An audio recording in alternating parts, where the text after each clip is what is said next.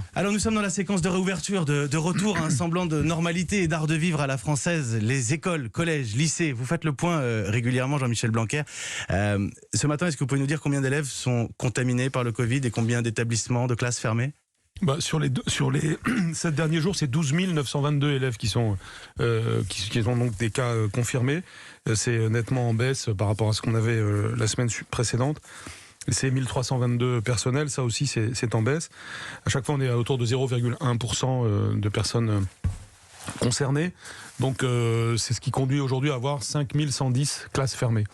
Là aussi, c'est assez stable et on est à 0,9% pour le coup de classes fermées. Donc c'est assez stable, c'est même plutôt en légère baisse.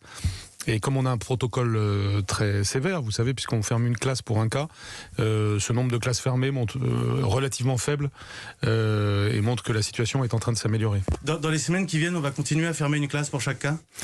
Alors à ce stade, oui. Bien sûr, vous le savez, le protocole peut toujours évoluer. Et d'ici à la fin de l'année scolaire, j'espère qu'on pourra changer les choses. Mais à ce stade, ça reste la même chose. Alors le système mis en place pour les collèges, c'est celui de la demi-jauge en 3e et 4e pour une quinzaine de départements parmi les plus touchés. En Zoom, à distance, avec des distractions. Il y a des parents qui protestent et qui estiment que leurs enfants seront désavantagés. Ce système est-il durable ? Alors, il aurait pu être durable puisqu'on est toujours obligé de s'adapter à la situation et n'oublions jamais que quand on fait ces choses-là, c'est parce que nous visons quand même l'objectif que les élèves puissent aller à l'école et on a mis toute une série de conditions pour que le cadre sanitaire soit strict. Mais le fait est que du fait de l'amélioration de la situation sanitaire, je vous le dis ce matin, à partir de la semaine prochaine, progressivement, les 4e et 3e de ces départements pourront revenir en présence, en jauge entière, enfin en classe entière. Toute la semaine prochaine. Oui, toute la semaine prochaine. À partir de lundi.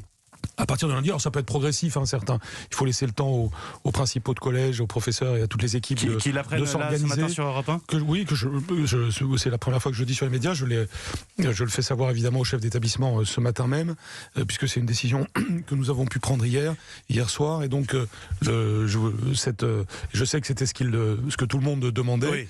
Il fallait évidemment que les conditions sanitaires s'améliorent dans les départements concernés. Rappelons que c'était des départements en rouge il y a encore pas si longtemps, il y a un mois. Et bien maintenant, du fait des efforts de tous, on peut refaire cela. Et donc, c'est évidemment une très bonne nouvelle.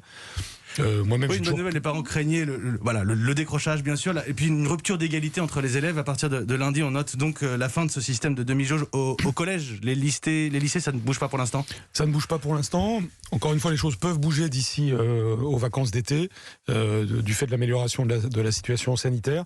Et c'est pas à pas que nous avançons.